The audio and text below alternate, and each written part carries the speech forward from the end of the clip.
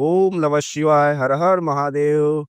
और दोस्तों, आज मैं आपको काँवड़ यात्रा के बारे में बात करूँगा कि काँवड़ क्यों हम लेके जाते हैं, उसका मतलब क्या है? ये शुरुआत कब हुई थी? कौन काँवड़ यात्रा सर्वप्रथम लेके गया था? कम से कम ये तो हमें जानना चाहिए। हम काँवड़ लेके चल दिए, लेकिन मुझे मालूम ही नहीं कि काँवड़ यात्रा हम क्यों लेके जा रहे हैं, शुरुआत किसने की? रावण शंकर भगवान का बहुत भक्त था।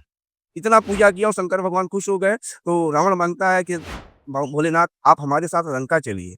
तो शंकर भगवान तैयार हो जाते हैं कि चलो ठीक है, मैं लंका तो चलूँगा, लेकिन इस शरीर में नहीं चलूँगा, एक शिवलिंग के रूप में तुम्हारे साथ मैं लंका चलूँगा। दूसरी शर्त, मैं वायु मार्ग से नहीं चलूँगा, मैं पृथ्वी से पैदल तुम्हें मुझे लेके चलना होगा, क्योंकि हमारे बहुत भक्त हमारा इंतज़ार कर रहे हैं और उनको भी दर्शन लाभ हो सके, इसलिए तुम पैदल ही लेके चलो। लेकिन शर्त ये है कि तुम इस शिवलिंग को कहीं रखना मत, और जहाँ पे तुम रख दोगे, वहाँ से मैं दोबारा उठूँगा नहीं। तो रावण शिवलिंग को लेके चला और रास्ते में भगवान की लीला हुई। एक ग्वाला बन के भगवान आए उसके सामने, और रावण को इतना तेज लवशंका लगा, वो परेशान हो गया कि मैं क्या करूँ, शिवलिंग रख नहीं सकता। वो ग्वाला को देखा तो ग्वाले को बोले, भाई थोड़ी देर इस शिवलिंग को सँभालो, मैं लवशंका करके आता हूँ पवित्र होके, फिर शिवलिंग मुझे पकड़ा देना, ज़मीन में मत रखना भाई। वो बोला, ग्वाला बोला ठीक है। लेकिन जब वो फीलिंग दे के इस ग्वाले को लवशंका करने गया, तो रावण को लवशंका बंद ही नहीं हुआ, वो एक बड़ा-सा तालाब बन गया, क्योंकि भगवान की महिमा थी।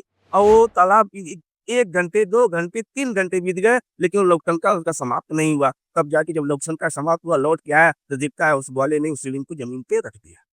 तो बहुत परेशान हुआ रावण उस शिवलिंग को उठाने के लिए, लेकिन उठा नहीं पाया। वो महादेव को बहुत पुकारा कि महादेव, ऐसा मैं इस खाली हाथ नहीं जा सकता, तो करे क्या? भगवान शंकर ने पहले ही कहा था कि मैं जहाँ रख दूँगी मैं वहाँ से जाऊँगा नहीं। तो रावण को ज्ञान होता है, बोलता है ठीक है, आप यहीं पे रहो, लेकिन मैं आपका अभिषेक करूँगा। वो अभिषेक करने के लिए सुल्तानपुर बिहार में जो है, वहाँ से वो जल उठाता है। वहाँ से जल उठा कर के पैदल लेके आता है और शिवलिंग पे वही अभिषेक करता है।